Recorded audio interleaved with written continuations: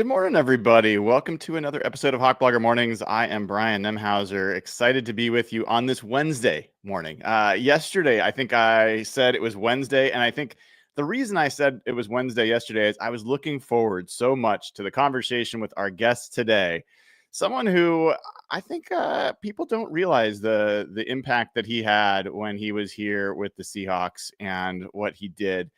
This is a guy that, if I told you there were 4 offensive linemen in the last 15 years that have made the Pro Bowl as a Seahawk, he's one of them. Max Unger, Dwayne Brown, Russell Okung, and this man.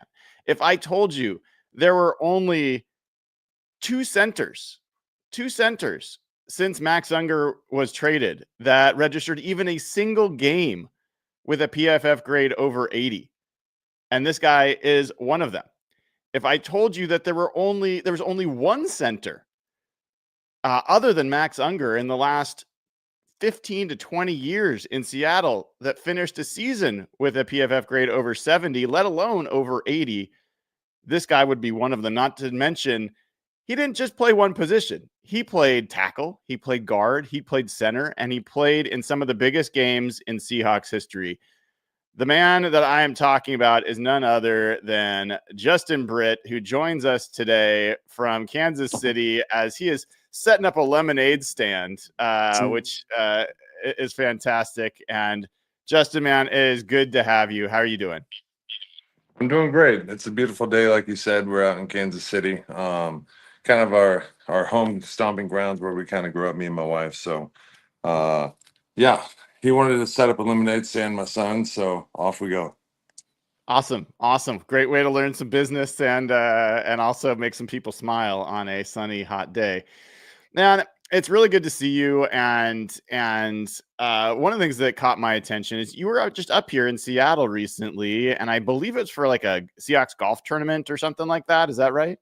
Yeah, they had their Seahawks Classic over there in Suncadia. And is that something you've been to before, or is this the first time you've gone to it? No, that was my first year. But if Well, they'll have me back, I'll go back. one of the things that caught my attention is you posted on your socials about just being back in Seattle, and it had meaning to you, and leaving Seattle was tough for you. And I'd love to hear a little bit more about like what it meant for you to be here and what it meant, just to be back in the Northwest for a little bit.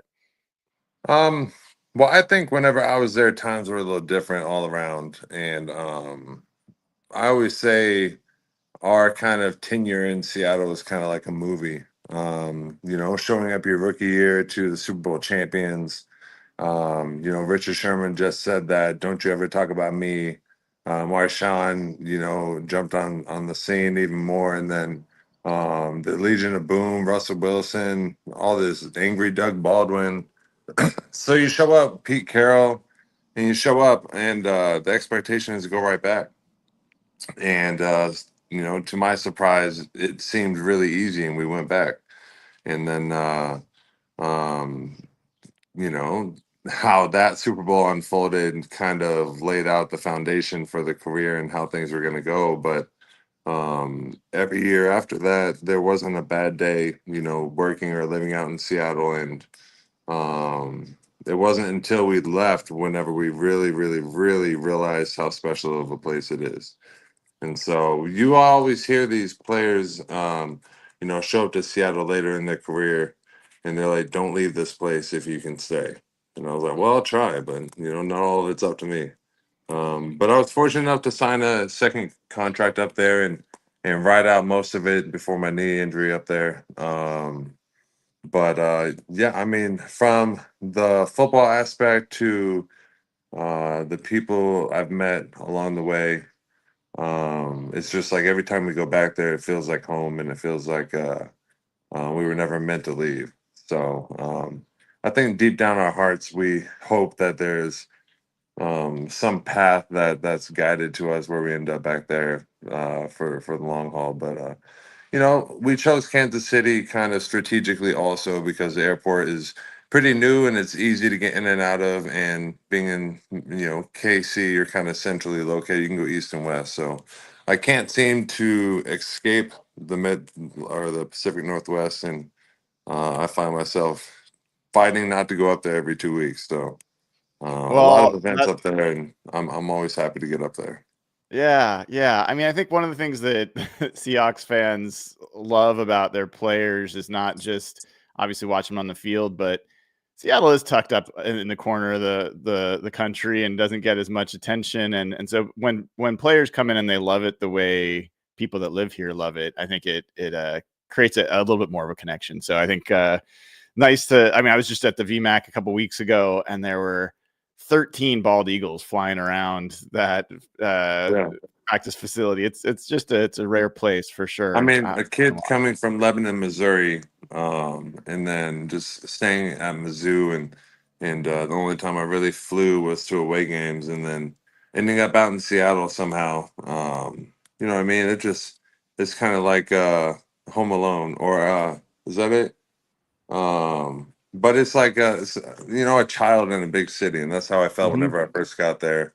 Um, and so you know through all the ups and downs, it's easy to kind of grasp onto the good.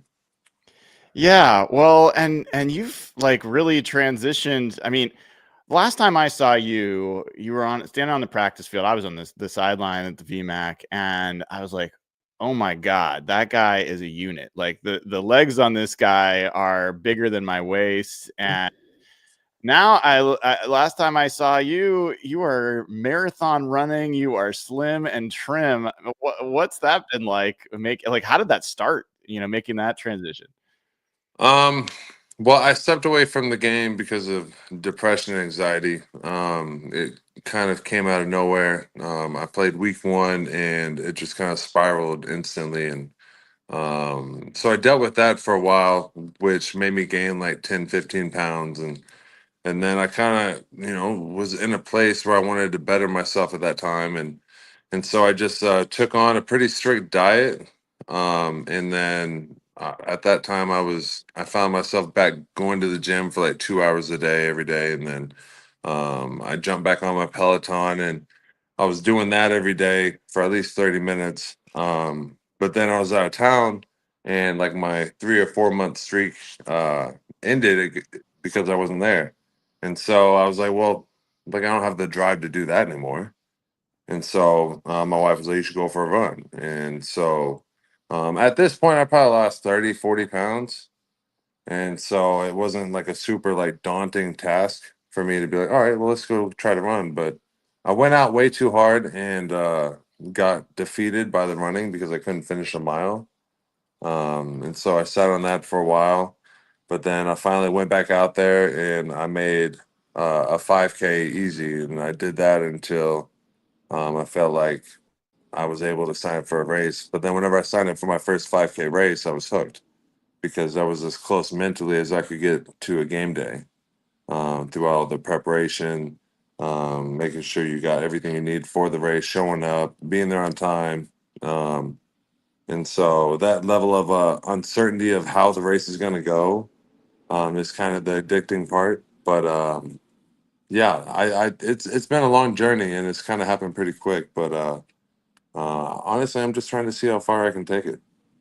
That's awesome. That's awesome. I think anytime, I mean, one, I appreciate you sharing about mental health challenges because, it's especially for men, it's not something that a lot of people are willing to talk about. And to face that and kind of respond to it with something positive and constructive is admirable. So I think it's got to be something that your son sees and is learning from. So kudos to you on that. Well, I appreciate that. I also think like um, I always say kind of like the mask on the airplane, like don't assist others before putting on your own mask. And so in the mental health regard, like I can't really be there for them um, if I'm not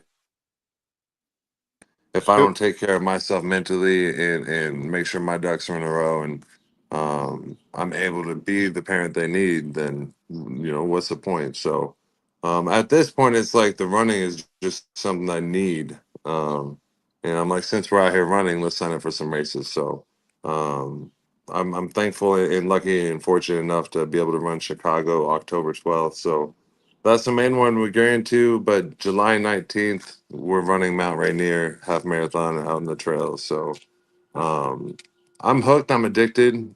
Whatever we can do, I'm in it.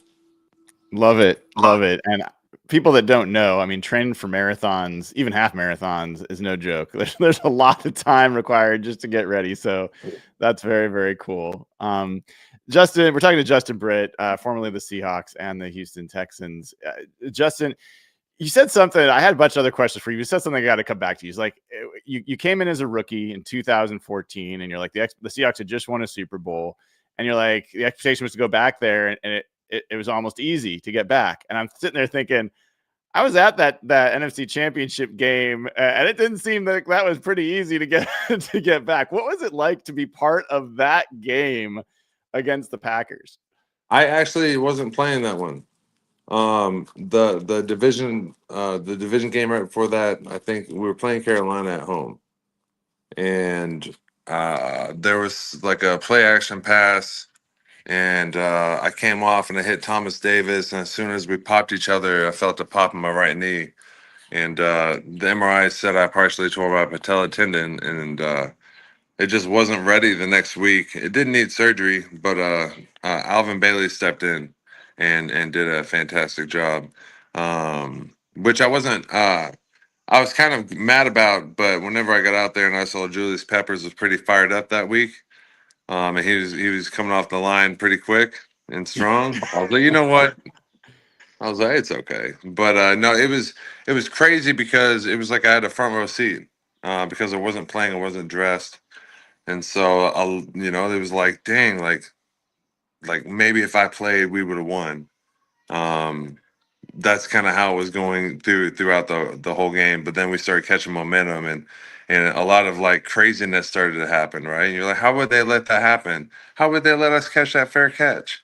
Yeah. And then the overtime, the Jermaine Curse, like that is like a storybook, like movie type, like ending to it. Like, of course, like you win again like that. The whole like 2 weeks leading up to the Super Bowl, you're like, we're gonna win this thing. Like the momentum's on us. Um, and so it was crazy. And yeah, it's crazy how fast it went by. Seems like a lifetime ago. I'd forgotten about that injury and you missing that game, partially because you played in the Super Bowl a few weeks later. Yeah, And yeah. not only I did you wasn't gonna play, miss that. man, but you played a great game. I was looking back at this, and I don't think, I mean, obviously that was a game that for a lot of folks is a tough one to think about, but you didn't give up a single pressure in 26 snaps in pass protection. In fact, the guy playing next to you, J.R. Sweezy, didn't either in 26 snaps. You guys were perfect, pitched a shutout in the Super Bowl. I mean, how did that feel for you? Like playing in that game in those stakes, your first Super Bowl in your rookie season, and having that kind of experience while you're injured. Yeah. Well, thank you for looking up those stats. I always felt like that was my best game as a rookie.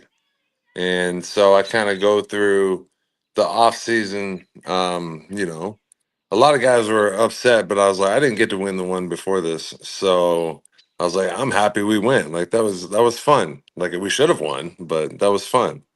And so I trained a lot to be, a better right tackle the next year. Um, but then, we our numbers had more tackles and guards, and they asked me if I could play left guard, and I said we'll find out.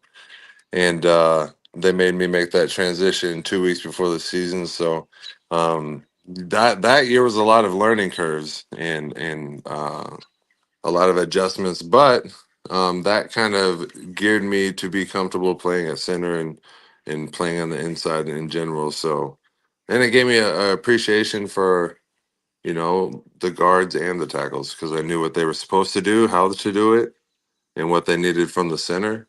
I don't know if I answered your question. I kind of took it a different way, but no, like I said, playing at those moments, I think what Pete Carroll did really well was making sure that you treated preseason week one like it was a Super Bowl mentally, and how you prepared, how you went about the week, what you studied, what you needed from him, all the stuff.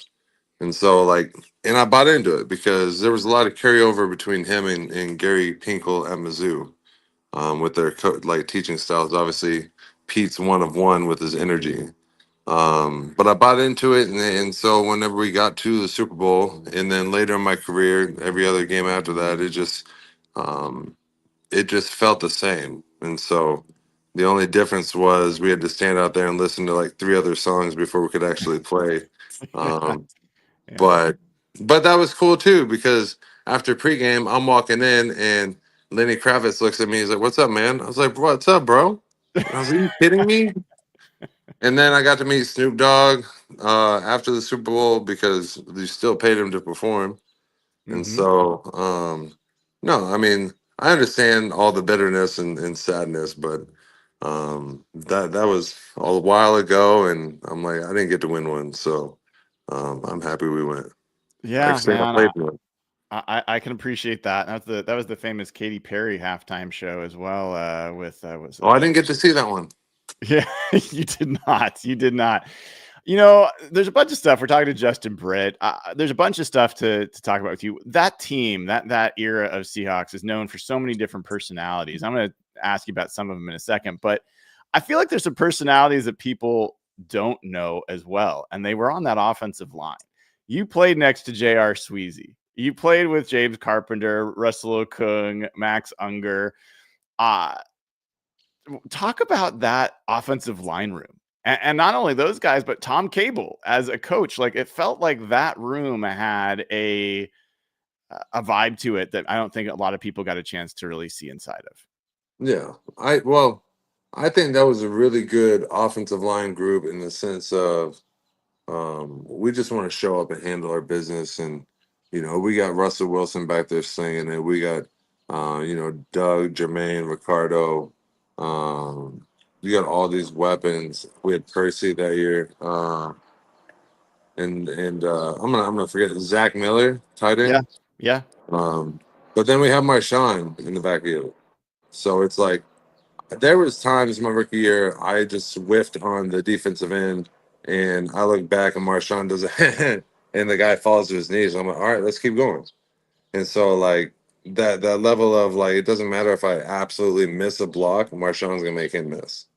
And so it was a mentality in the room where we were like, we're gonna go to war, and because we know that our running back is not going to stop until the whistle has echoed. And so like that's kind of our mentality. And we were heavy on the play action, and we knew that the play action wasn't going to work if we didn't run the ball well. But as far as the room goes, like starting with Tom Cable, he was and probably still is like a mentor to me. And he helped me through a lot of like trials and tribulations while I was out there, and was kind of a father figure while I was away from home. And so love that man. And that kind of carries down to Max, who actually spoke to like 3 weeks ago. He was road tripping across the country. But he was kind of the OG, the like father, the grandfather, if you will. He was a guy who you wouldn't hear much from as a rookie, but you heard that, hey, Rook, you knew to like stand up, but what do you need, boss?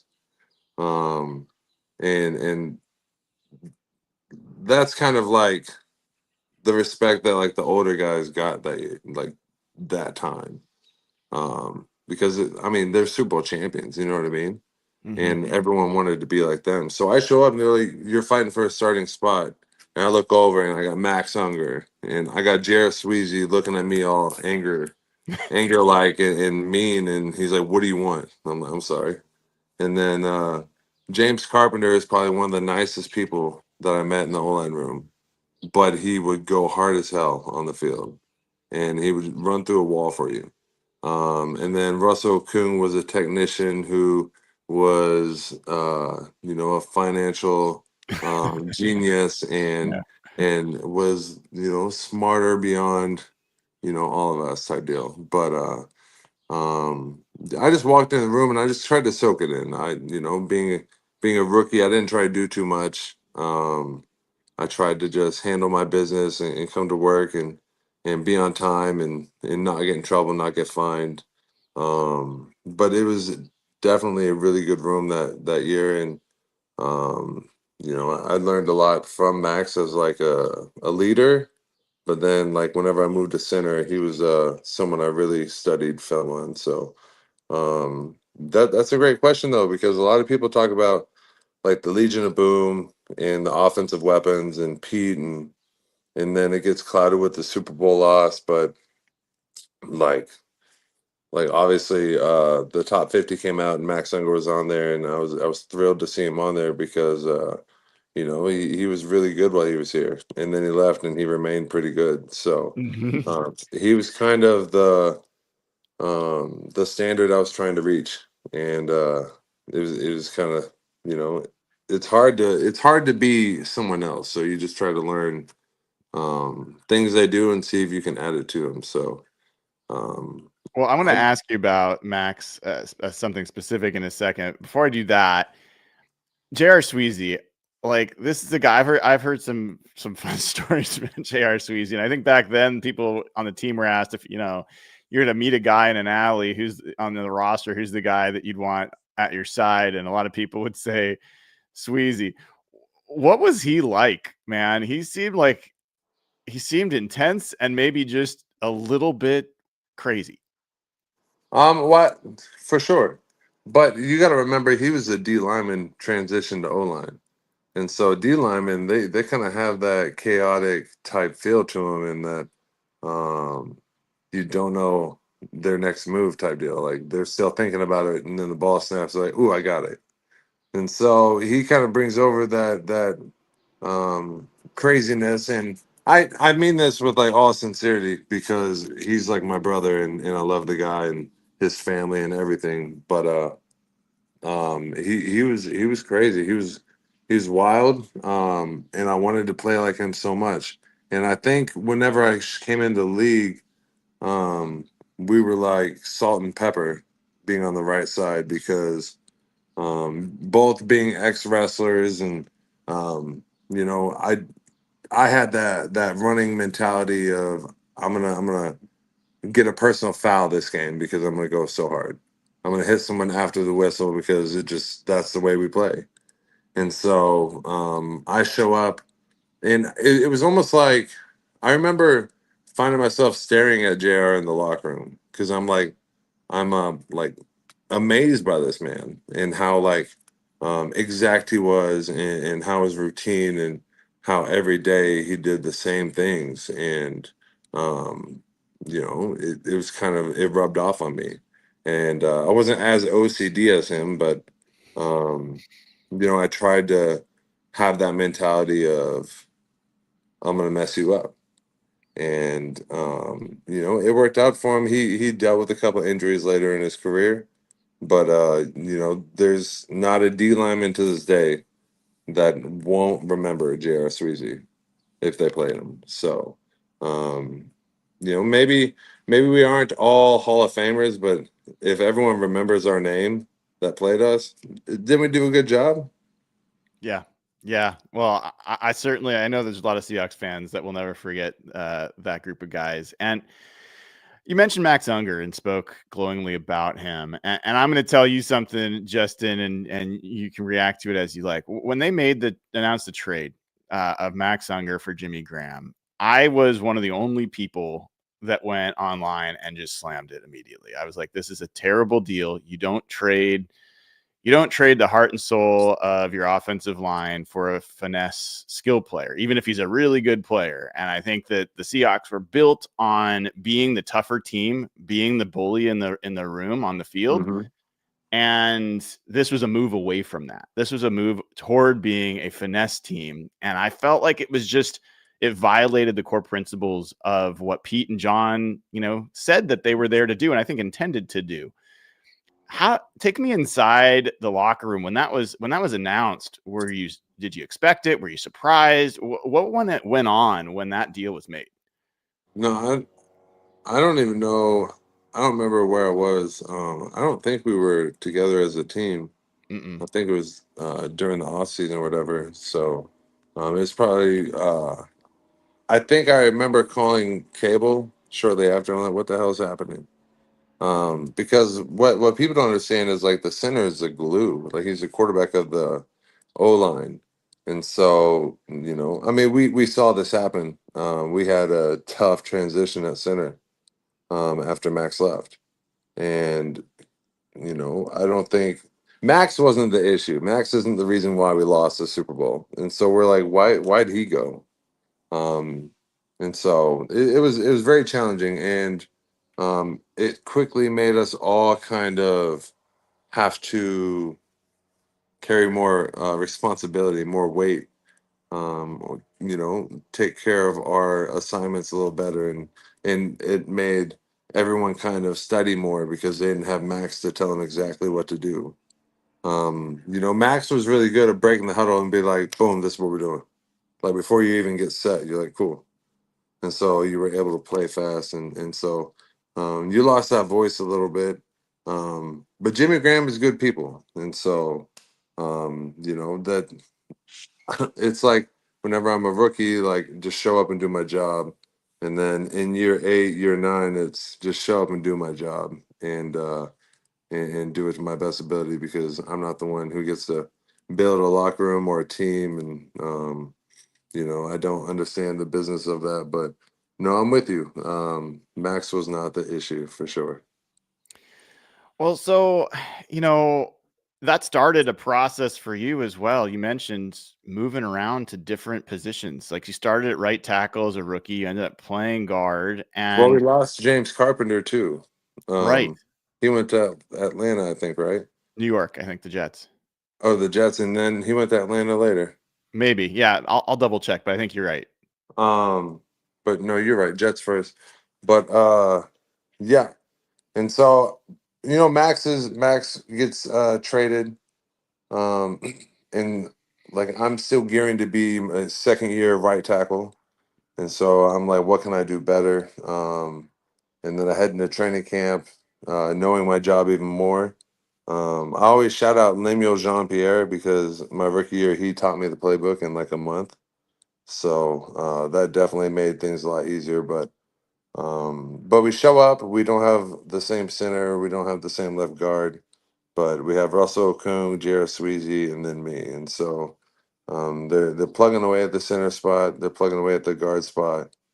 And then um, it was like 2 weeks before the season. They just Cable called me. He's like, how would you feel about playing left guard?" And I was like, "I don't really want to." And he's like, "Well, we'll give it a try tomorrow."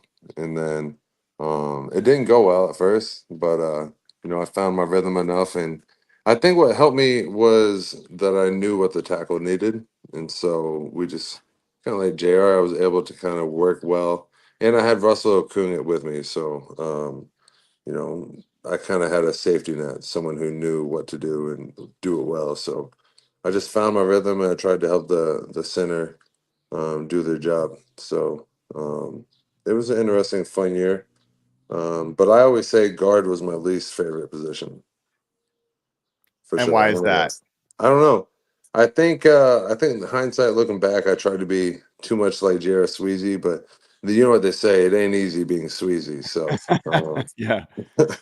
I couldn't do it, and I couldn't quite find that happy medium. I think I could be a fine tackle, or you could keep me on the inside of center, and I can make that work too. But for some reason, that hybrid spot at guard, I couldn't figure out. Well, and there was another crazy game like that you were participating in. This was maybe not one of the games that you'd like to remember that much. This was in Carolina in the playoffs in 2015, and you were playing guard. That was a tough game. You guys were down a ton at halftime. Almost came back to tie that game. Um, Tell us about what So that game was like. I don't remember much about that game. I just remember Kawan Short just going to town because he was having a heck of a game, and I just, like I said, I couldn't figure it out. And so, yeah, that was not a fun game for me. I kind of put that one in the back burner. But yeah, it wasn't fun. Well, I mean, you go from that and the challenge there, and then you're asked to play center. And as I said at the beginning of the show, Justin, you, you said that it kind of like after James Carpenter and Unger left, there's been, kind of a transition. It's been going on pretty much since you left. Like you were the only person that ever played credible center for the Seahawks over the last like 15 years after Max, has gone. So you seem to find your footing there, and you had a Pro Bowl. You were a Pro Bowl alternate in 2016. What worked for you? Like, why did things just come together and you kind of hit that peak? Um, I don't know, because whenever it was kind of the same thing. Cable called me. He's like, "Hey, how do you feel about playing center?" I was like, "I don't really want to do that either," but I was like, "I don't like guards, so let's try it."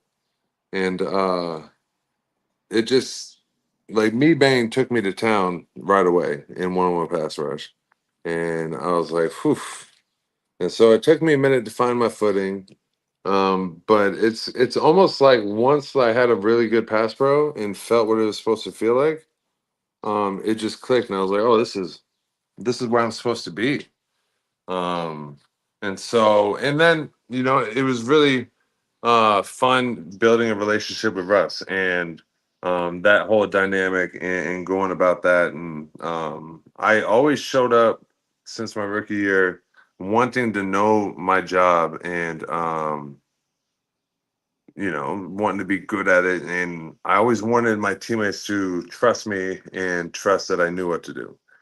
And so, whenever they literally put the ball in my hands and it starts with you, I took the responsibility full heartedly. And, there was not a like a moment where I was like out there like BSing around.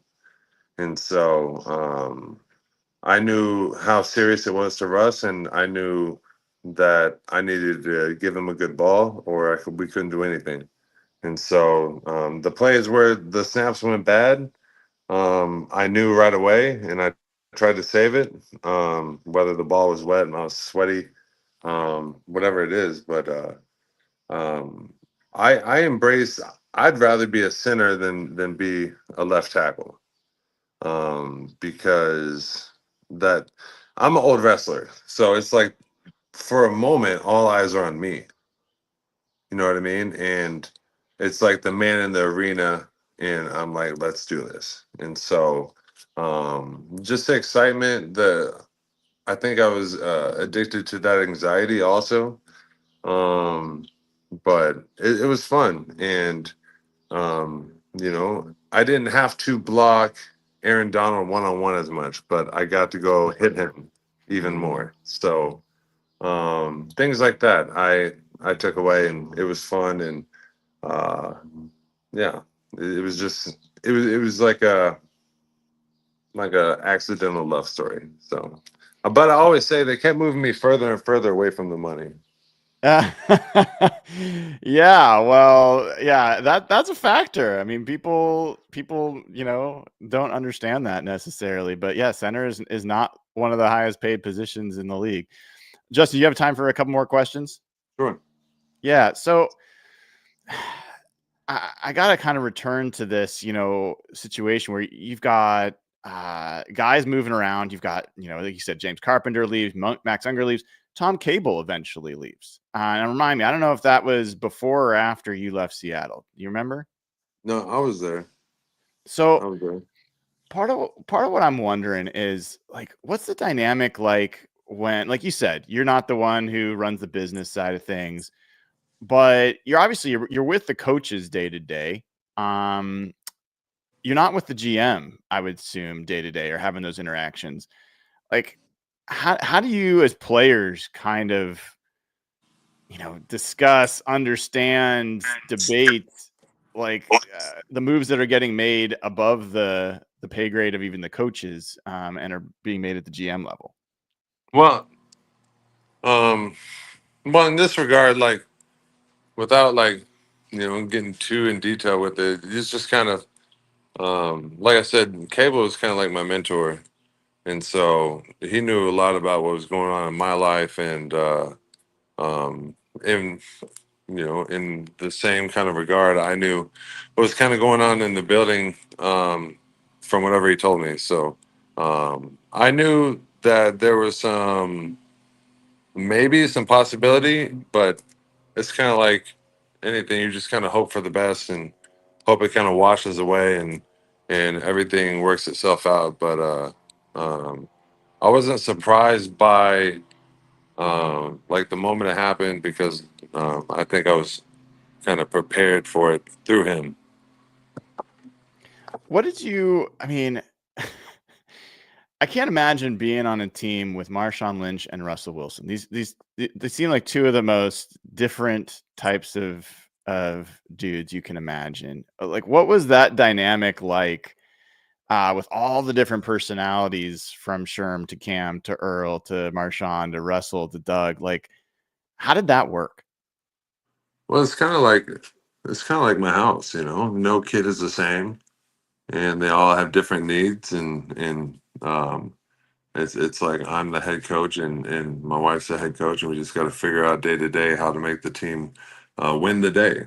So, in that regard, Pete always preached, and I mean, I can't say Shh, I'm on the phone. No, buddy, no, I'm on the phone. Stop, dude. Hold on. You got But it. No worries. no, it's like um but no, he always preached about like having different personalities in the room and wanting everyone to be themselves and not trying to change or fit in for the culture. He didn't want the culture to kind of control us. He wanted us to find our home in the culture. So um, he allowed like Richard to go to the media and be himself. He allowed Marshawn to not really speak to the media. He didn't really try to control Russ. He didn't try to, tell Cam Chancellor what to say, Mike Bennett what to say. All these, like you said, voices and different personalities. And so I walk in and you you're just kind of drawn left and right through everyone's personality. And so my rookie year, I'm just kind of head down working, but you kind of become friends and build lifelong friends because you're not around people who are out there kind of pretending who they are. You actually get to figure out who they are on a day-to-day basis on and off the field. And like to this day, I just saw Mike B out at the Seahawks Classic, and I haven't seen him in a while, and it was really good to see him. Marshawn FaceTimed me a few days ago and or a couple weeks ago and asked how my kids were doing. He would come to my kids' birthday parties in Seattle. So would Russ, Richard. I in 2020 I got to into cycling with Cam Chancellor, Cliff Averill, Cooper Helfett. And so you build these relationships and these lifelong bonds. It's easy just keep it going. And so, I think Pete did a really good job building a family atmosphere. And I think that's what made us thrive so well was we were comfortable around each other. We trusted each other. And then ultimately, I think um, our downfall was that one play in the Super Bowl. Um, I think we would have ran it even if we would have got in or not got in. I think we would have been back the next year because I think we didn't get in, but Marshawn ran it. We would have been like, all right, we tried. Like Hmm. we did what everyone else would do. And so, um, I mean, that's just a lot of like woulda, shoulda, coulda. But um, yeah, I mean, no regrets. It was fun, and it like I said, the friendships is what means the most. Last question for you, Justin. If you were to tell somebody a story back then, your time in Seattle, that kind of captures what it was like being part of that team, is there like a particular moment experience that's just like, okay, this was what it was like to be a Seahawk back then? Oh man. I mean, I don't know if there's one story. Um, you could talk about how you start every team meeting off with a free throw shooting competition in the team room, or how Wednesdays were competition Thursdays or competition Wednesdays, and you had turnover Thursdays, and then the perfect Fridays or fast Fridays. And so, man, I don't know if there's one thing. Like you brought up the NFC Championship game, the resilience of that team. Um, that's the perfect example. But you look at Marshawn's run against Arizona, what was that, Beastquake 2.0. Gosh, there's a bunch of games. I think Cam Chancellor's pick six against Carolina. Carolina. Yeah. Um, man, Yeah. I mean, I mean, there's anything so behind the many. scenes, I'm like, anything behind gosh. the scenes where it's just like this shows you who these people were. I think it's how we flirted with the line of being too competitive every day, and how it was almost like every time we had a chance to be competitive, there was almost too competitive to the brink where we were getting in altercations. But like we were a solid brotherhood, and so like me and Mike B got into it because I think I got tired of him jumping the snap. So, but then at the end of the day, we go in the locker room and it's not talked about. Like what happens on the field is left on the field, and we would come in the locker room and it was all love, and it was all like we did that thing, and we'll see you tomorrow. So, I just think the camaraderie, the family atmosphere, the brotherhood, the closeness is what separated us from many teams. So. I Well, think if you look at Justin, any team who has a continuous success, they're going to have the same kind of roster for the most part, and then they're going to just know each other really well. So, You've got a super chat here from Seth who says, "Love Justin Britt. His Instagram is motivation. Bet he could play tight end in the league right now." heck You yeah. gonna announce a comeback? Is that on the I've plans? never sent in retirement papers, so call me whoever. I uh I went and saw Pete Carroll out in Vegas, and I just wanted to see him while I was out there. And I told him, I was like, look, I'm in shape. I was like, I'm running every day. I was like, league minimum, you don't even have to throw me the ball. Just let me be tight end. I was like, I'll be number 89 because that's a 68 upside down, and we'll go from there. Love it, love it. Justin, tell folks what you've got coming up. I know you've been posting a lot about your running. Anything people should know that's coming up for you that you want to promote? Um, I mean, the rate I'm doing July 19th is Mount Rainier half marathon. It's a trail event. I'm doing that one just for the views and to be back in the Northwest. October 12th is my first full in Chicago. And if training goes well, we're going to see how close we can get to a 3 hour, sub 3 hour attempt. So we'll see if the legs fall off or if we able to hit it. So other than that, I'm just kind of being a dad and hanging out, watching the kids grow and doing lemonade stands and getting bombarded by animals and kids while I'm on a Zoom. So.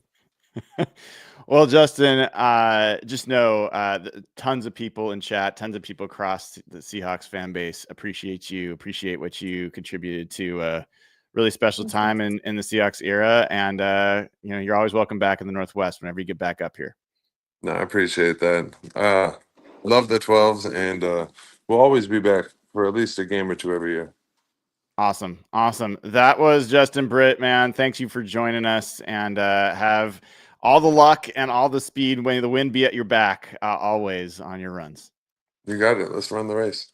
All right. Take care. That is Justin Britt.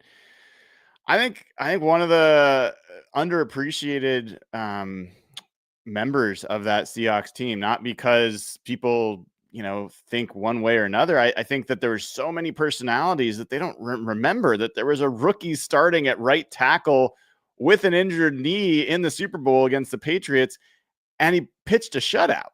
I mean, that was really impressive. And then he was asked, as he said, with just a couple weeks before the season, his second year, to switch to playing guard that he had never done and have to figure out how to do that. Not easy. And then, you then switch over to center, and through all of that ends up becoming a Pro Bowl player at center, and was really the last credible center the Seahawks had on the offensive line. And as I said at the beginning, there have only been 4 Seahawks offensive linemen in the last 15 years that have made the Pro Bowl: Max Unger, Dwayne Brown, Russell Okung, and Justin Britt. That's it. It has not been a crew that has produced a lot of high-level play. Justin Britt is one of the guys that managed to do that. And I'm telling you, man, like, he physically was just built different. Back when he was playing center, he looked like a he looked like a moose. I mean, he's huge, dude. He was just a huge man. And his body has completely changed now that he's become a runner. And to see even someone at his size do a marathon or a half marathon, kudos to him, man, because that's certainly not. I'm much smaller size, and I'll tell you, I am not built for distance running. My body does not enjoy it. I'm a sprint guy, so impressive to see someone of his size get out there and do that. And I think it was cool for him to talk about that he had some mental health challenges that eventually led to him leaving the league. Knowing that there was so much to cover, I didn't dive in more there. I actually wanted to, but there was just a ton to get into. And I thought he had an interesting vantage point for a very tumultuous and transitional time in Seahawks history. That Max Unger trade, James Carpenter leaving, eventually Tom Cable leaving, that the year after,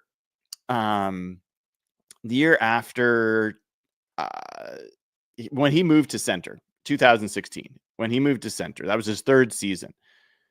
The Seahawks offensive line that year was Mark Glowinski, Gary Gilliam was the other starting tackle, Jermaine Ifedi at guard, and George Fant.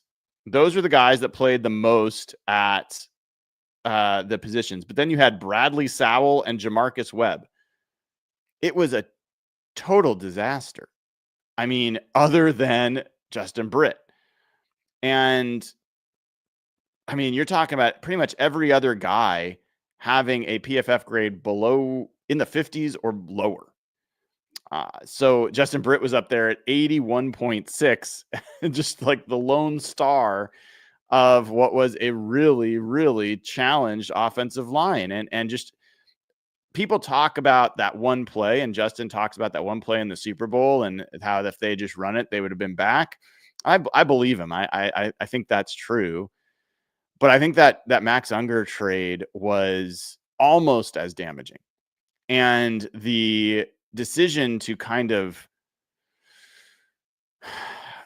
really let go some of the guys that had been key parts of that offensive line leading to those Super Bowl appearances. And you get, I mean, even after the year after in 2017, I told you about the 2016 line. You're talking about Ifedi, Britt, Luke Jokel, Ethan Posick, Ode Abushi.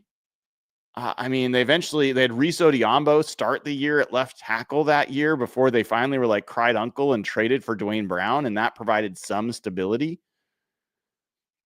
But the wandering the offensive line desert that started the year after the Seahawks lost that Super Bowl, I think has been as much of a story as anything else.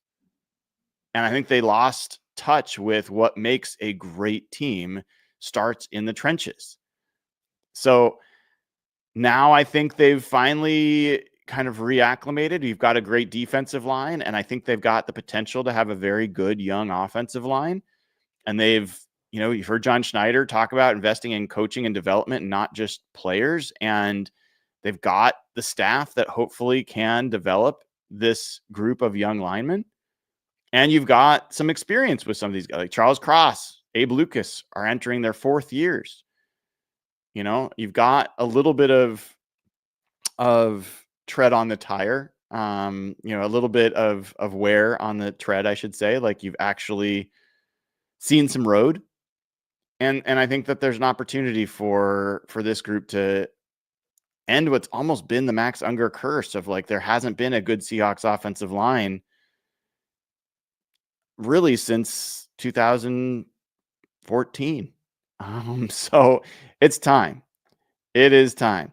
Yeah, people say there's someone says Gingerbread Man says from what I remember, Ethan Posick wasn't terrible. Ethan Posick was not good as a rookie. He was very bad, and that was when he started as a guard. I think Ethan Posick was always a center, and he started to play better at center in his final season with the Seahawks, and then has had a credible career at center with the Browns. But the stat I shared last year on this front, it's not the end all be all, but if you want to look at the number of individual games where a Seahawks center had a PFF grade over 80 since 2014, Justin Britt did it 4 times. Ethan Posick did it once. That's it. Until Olu Oluwatimi did it in his first start last season. So there's hope. There is hope that, you know, there's guys on this roster now that can help break this kind of offensive line curse that the Seahawks have faced for so many years. So if I go back and I look last year, Olu had his first start. He had an 80.8 grade, which was awesome. His final start of the season, he had a 74.7 grade. All the other grades were below 60. So I don't think we're in the clear yet, but there's at least some hope. And like I said, Ethan Posick only had 1 game where it was above 80. So yeah, you're talking about Max Unger, who was an all-pro in 2012. He was the best center in the sport. We're not even talking about Pro Bowl, all pro. And they willingly traded him away. I will never get over that move. That was very frustrating from my perspective, and good to see that it's in the rearview mirror, and hopefully we can turn the page to a new chapter now. If you haven't already liked and subscribed, please do. Sign up over at patreon.com/hawkblogger. By the way, I just sent out invitations for the Ring of Honor dinner that's going to be happening the Friday before the Seahawks' first game this season. There are still spaces. There's only 3. There are 3 spots available on the Ring of Honor over on patreon.com/hawkblogger. If you sign up now, you still will be invited to that dinner. It's great. We usually go to one of the Daniel's Broilers. Some of the Real Hawk Talk crew will be there. Other Ring of Honor members will be there. We have a great time. It's fun to have it right before the start of the season. So head on over there, patreon.com/hawkblogger. Look for the Ring of Honor tier. It's the biggest and best way to support. Also, you get access to a special elite channel on the Discord where only folks that are in Ring of Honor get access to. So do that if you haven't already. Make sure you like and subscribe. And obviously, you also get verified over at hbtix.com, where we've had over 1,000 people sign up. We've got hundreds of tickets, including full season tickets available for sale over there. And there's instructions for how to make sure to avoid any scams. All that stuff's up there, free of charge. I take no fees for you using it. Just please continue to let people know about it so that we can make sure that Seahawks tickets are being sold to Seahawks fans. All right, everybody, have a great rest of your Wednesday. Yes, it is officially Wednesday. It is officially July. We are just a few weeks away from the start of training camp. Cannot wait. Take care, everybody. I'm Brian Nemhauser. This has been another episode of Hawk Blogger Morning.